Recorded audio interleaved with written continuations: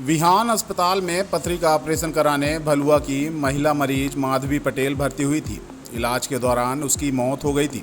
परिजनों ने प्रबंधन पर कई गंभीर आरोप लगाए थे। इलाज में लापरवाही बरतने और मामले को दबाने के लिए 50,000 रुपये का ऑफर करने जैसे गंभीर आरोप लगाए थे। मामला तूल पकड़ने के बाद विहान अस्पताल की संचालक कल्पना पटेल सामने आई। उन्होंने पत्रकार वार्ता कर सारे आरोपों को निराधार बताया। उन्होंने कहा कि मरीज की मौत कार्डियक अरेस्ट के कारण हुई।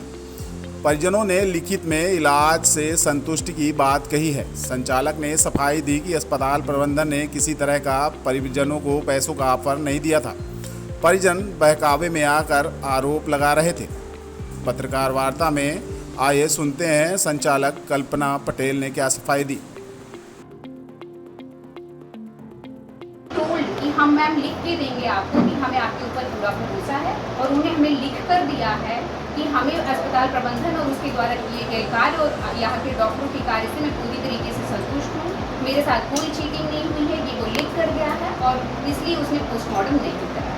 ये मैं अपना पक्ष। वो लैब गोली कराने, मतलब पित्त की थैली में पथरी थी उसका ऑपरेशन कराने के लिए आया था, उसे निकलवाने के लिए आया था, जो कि हमारे डॉक्टर रेगुलर करते रहते हैं। रोज हमारे यहाँ 4-6 लैब गोली होती है, और ये निश्चित है कि ओपन करने के बाद कई बार पेशेंट के अंदर कुछ भी क्रिटिकल सिचुएशन हो जाती है, या पेशेंट के साथ कभी भी, इसके लिए हम कंसेंट भरवाते हैं, जो कि उसके साथ ऐसा कुछ भी नहीं था। पेशेंट बहुत अच्छे से, उसकी सर्जरी हो गई, सब कुछ हो गया, पेशेंट सेटल था, सिर्फ उसे कार्डियक अरेस्ट का इशू,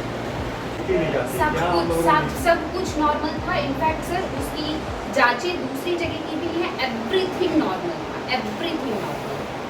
मैं तो डॉक्टर हूँ नहीं सर, लेकिन मैं जितना जानती हूँ उसके अकॉर्डिंग ओपन होने के बाद कई बार अलग अलग टाइप की डिफिकल्टीज होती हैं, जिसमें जान भी जा सकती है, जान बच भी जाती है। मैम, मामला जब इतना विवादित था तो पीएम क्यों नहीं कराया गया?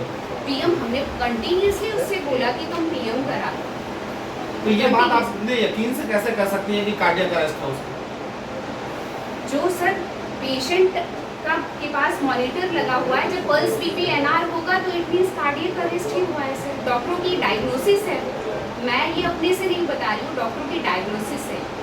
आपका कहना है कि मृतक के परिजन झूठा आरोप लगा रहे हैं, तो क्या पुलिस से भाषा भी अच्छी करने के लिए मानहानि के लिए, जब अगर वो इस बात को बोल के गया है, मानहानि के लिए जाने को जा सकते हैं सर, बिल्कुल प्लान करेगा मैनेजमेंट उसके रिगार्डिंग अपने, लेकिन अभी फिलहाल ऐसी कोई प्लानिंग नहीं सर। जहाँ हमें ज़रूरी लगता है कि हमें ये बात की सफाई देनी चाहिए, उसने ये कहा कि हम कॉम्पनसेशन दे रहे हैं, हम ऐसी कोई बात नहीं कर रहे, इसलिए मैं अपना पक्ष है।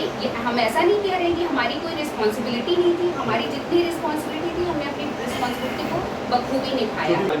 किसी का ऐसा यूट्यूब से उपचार हम करते ही नहीं, मोबाइल से मतलब इलाज, कोई मोबाइल से इलाज नहीं किया सर। ये तो परिजन कुछ भी कह सकते हैं। अभी परिजन ने अपनी बात का स्वयं खंडन किया है, ये परिजन ने स्वयं अपनी बात का खंडन किया। ऐसे एलिगेशन क्यों लगाए गए और उस टाइम क्यों आरोप लगाए गए कि उसने खुद बोला कि मैं आवेश में और दूसरे के भड़कावे में आकर ये सारी बातें, उन्होंने कहा कि उसका वीडियो है सर, मैं आपको दूंगी। इसके पहले भी मरीजों की मौत होती रहती है, अस्पताल है, स्वाभाविक है, लेकिन इस मामले में उसने ये क्यों बोला कि 50,000 रुपए कंपनसेशन दे रहे हैं? ये उसने स्वयं से बोला है सर, वो खुद बता रहा है कि मैंने आवेश में आकर और दूसरे के भड़कावे में आकर बोला। कभी किसी को कॉम्पनसेशन अस्पताल कोई देता भी नहीं, और ना ही देने के लिए कभी कोई बात नहीं। बच्चों की बात कह रहा था कि सर आपका ऐसे ऐसे रिलेशन है उन बच्चों से, तो प्लीज़ उन बच्चों के लिए कुछ आप क्या कर सकते हैं। देन सर ने ये कहा कि हम तो सबके बच्चों को पढ़ाते हैं, जो भी गरीब हैं उनके लिए हम सब कर ही रहे हैं,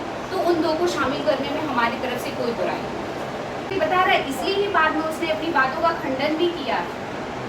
उसने हमसे कोई डिमांड नहीं किया, ना हमने उसे कुछ भी दे दी, कोई भी बात नहीं थी। वो तो स्वीकार किया कि 50,000 दे रहे थे, आपको 10 लाख वो कहने को कुछ भी कह सकता है सर, अस्पताल प्रबंधन उसे 1 रुपया नहीं दे रहा है। मेरा एक निवेदन मानिएगा कि जब परिजन बातें करते हैं तो दूसरा पहलू भी अस्पताल प्रबंधन से बात करने का की कोई बात ही नहीं थी सर, बिकॉज हमने तो उनसे कुछ कहा नहीं, और हमने कंटिन्यूसली वो पेशेंट को अपने देख रहा था। जो वो बात कह रहा है कि आईसीयू में हमें जाने नहीं दिया जाता था, मेरे आईसीयू में हर कोई जाता है, अपने पेशेंट्स को देखने के लिए जाता है, विजिटिंग टाइम बना हुआ है, उस टाइम पे हर कोई जाता है, वो उसके हक में हमने रखा है। ठीक है, वो जाता ही जाता है। अब कहने को तो उसने कह दिया कि हमें कभी पेशेंट को देखने के लिए नहीं जाने दिया था। इट मीन्स टोटल गलत बात थी, क्योंकि 3 दिन था वो उसे प्रॉपर तरीके से डॉक्टर्स निकलकर एक्सप्लेन करते थे और वो अंदर जाकर 4 बार देखता था, क्योंकि उसका पेशेंट सीरियस था तो हम लोग उसके साथ रिजल्ट नहीं होते थे।